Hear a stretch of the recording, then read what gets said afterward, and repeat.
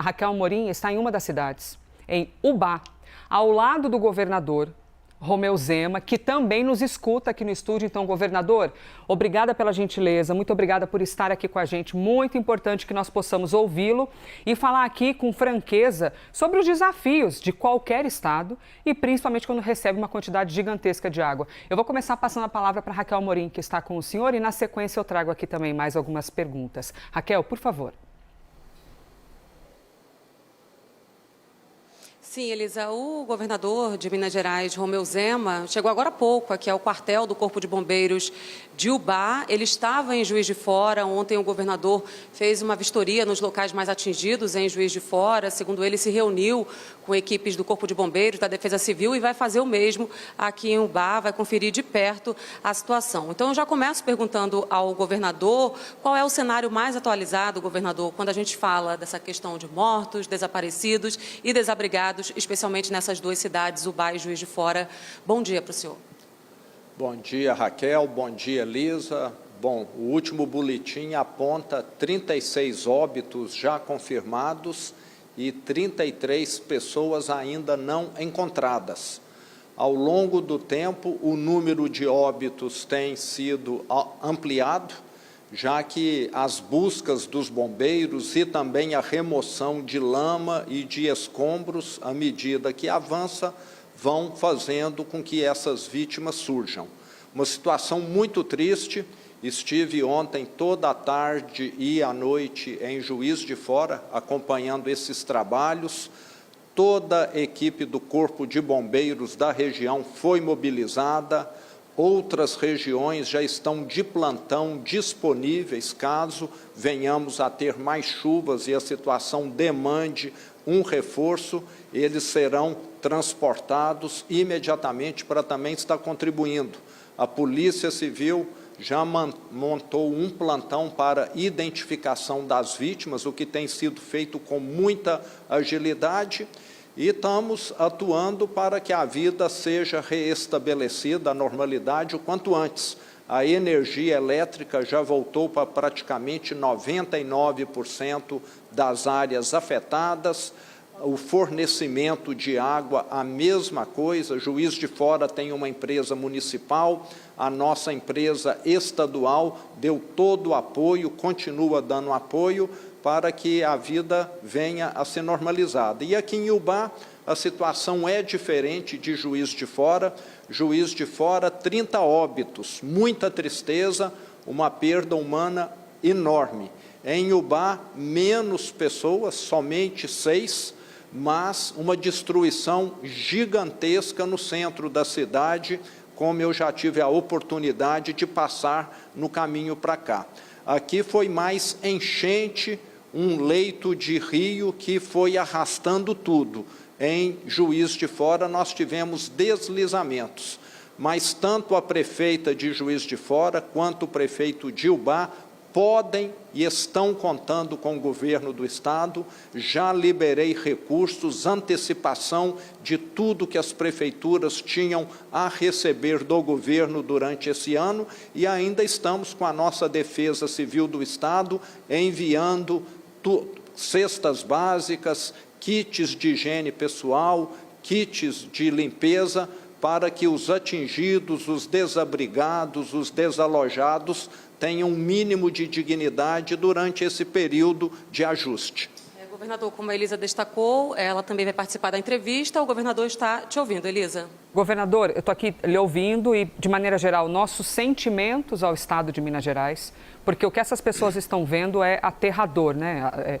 É como se nada bastasse, nenhuma ajuda, nenhum abraço, porque não vai trazer de volta quem morreu. Então, é uma tragédia imensa. Que é uma tragédia, governador, agora é Minas, mas antes já foi Bahia, já foi Espírito Santo, já foi Rio de Janeiro, já foi São Paulo. E a gente vê sempre a complexidade da questão da habitação. Então, quero perguntar ao senhor, por favor, esses locais são locais apenas de construções muito vulneráveis? Ou sim, também construções com alguma estrutura maior e que não deram conta na hora que essa terra veio abaixo? E eu pergunto isso porque a gente sabe, né, governador, o senhor ainda mais, porque o senhor está ali batendo de porta em porta, caminhando pelas ruas. As pessoas moram num lugar de risco, não é porque elas pensam, eu vou morar num lugar de risco, tudo bem se meus filhos morrerem, é do jogo. Não, elas moram ali porque elas precisam, elas não têm para onde ir. Qual é a realidade dessa complexidade de habitação em Minas Gerais? O que está sendo feito para conseguir remanejar minimamente quem está num lugar vulnerável, não porque quer, mas porque se não for ali, é debaixo da ponte?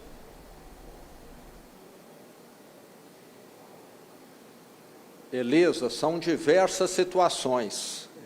Em Juiz de Fora, nós tivemos áreas que literalmente foram arrastadas pela lama, que isso nunca havia acontecido na história.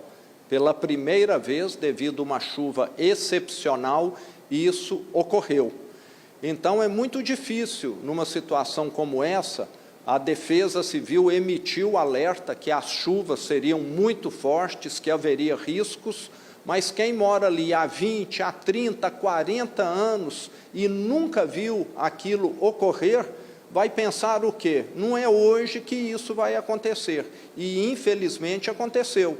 E nós tínhamos ali, eu tive a oportunidade de ir pessoalmente, construções relativamente sólidas, de concreto, com paredes, mas que na hora que a encosta da serra desliza, isso tanto faz o material que é feito, vai sofrer as mesmas consequências.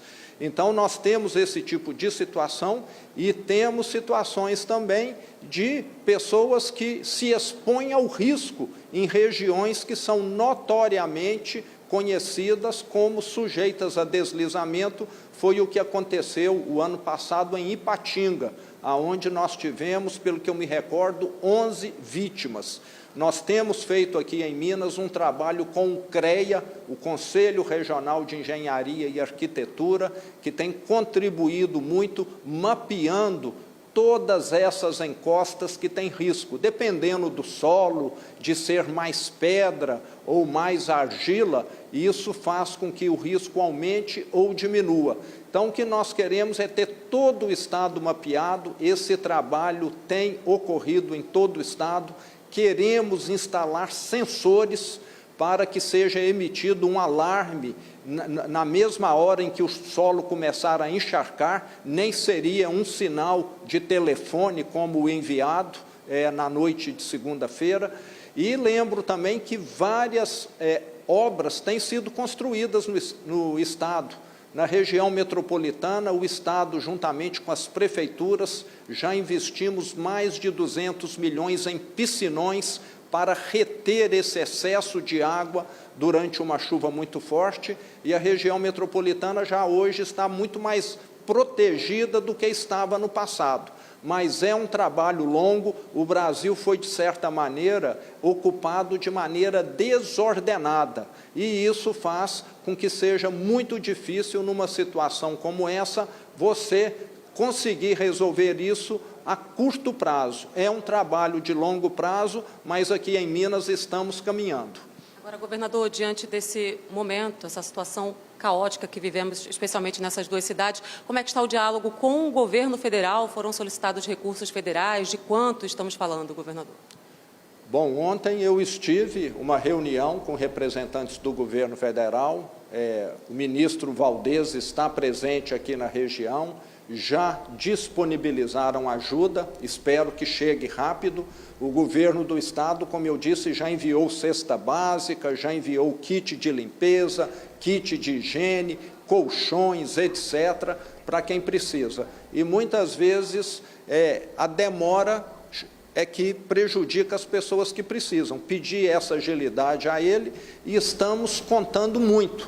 E o governo federal ele vai entrar numa outra fase. Assim que nós tivermos essa situação humanitária resolvida, o atendimento às vítimas, aos desalojados, nós vamos começar a fazer o levantamento daquilo que foi destruído, em termos de estradas, em termos de vias públicas, de pontes. Já vi que aqui em Ubá temos diversas pontes destruídas e depois desse levantamento existem recursos federais para que essas obras sejam recuperadas ou então reconstruídas.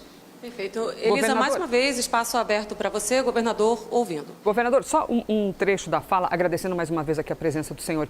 Quando o senhor diz as pessoas se expõem a locais de risco, né? Se expõem a locais perigosos, eu não entendi muito bem essa parte. O senhor se refere a não tem para onde ir e se expõe mesmo assim? Ou as pessoas estão lá porque querem e constroem e meio que... Não... Só para a gente compreender bem, assim, porque a gente está falando de algo social muito profundo, né? Da diversidade sobre moradia, sobre você querer morar num lugar e não ter dinheiro, nem R$200 para pagar, às vezes, um aluguel. É só para compreender melhor essa parte do que o senhor disse. Bom, Elisa, o que eu posso dizer é o seguinte: nós temos, em diversas regiões do Brasil, até construções boas de pessoas de posse que estão próximas a encostas. A grande questão, Elisa, é quando há uma previsão de precipitação muito grande, como essa que aconteceu na segunda-feira à noite para terça-feira, a nossa Defesa Civil emitiu alerta, emitiu diversos avisos que havia essa precipitação gigantesca que iria cair nos próximos minutos, horas, e solicitando às pessoas que moram em área de vulnerabilidade, de risco, que evacuassem. Mas, como eu disse, quem mora ali há 30 anos e nunca enfrentou essa situação no passado, com toda certeza vai pensar que não seria naquele dia que aquilo iria acontecer. Então, tem de ficar claro, o alerta foi emitido, as pessoas foram avisadas, mas, muitas vezes, há uma resistência muito grande, as pessoas literalmente não acreditam.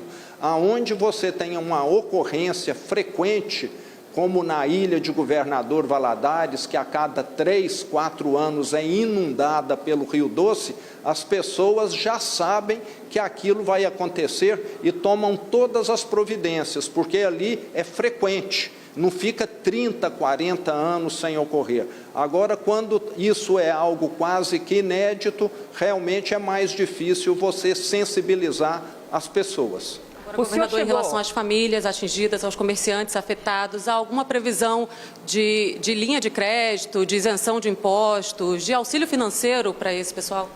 Sim, da mesma maneira que nós fizemos o ano passado em Ipatinga, nós já estamos providenciando linhas de crédito. No caso aqui de Ubá, tivemos diversas empresas que foram atingidas e até mesmo para as pessoas poderem também reconstruir, adquirir aquilo que às vezes perderam. Então, o Estado está acompanhando, vamos dar todo o apoio, inclusive isentando do ICMS aquele estoque, aqueles bens que foram destruídos. Perdão, Elisa, pode falar.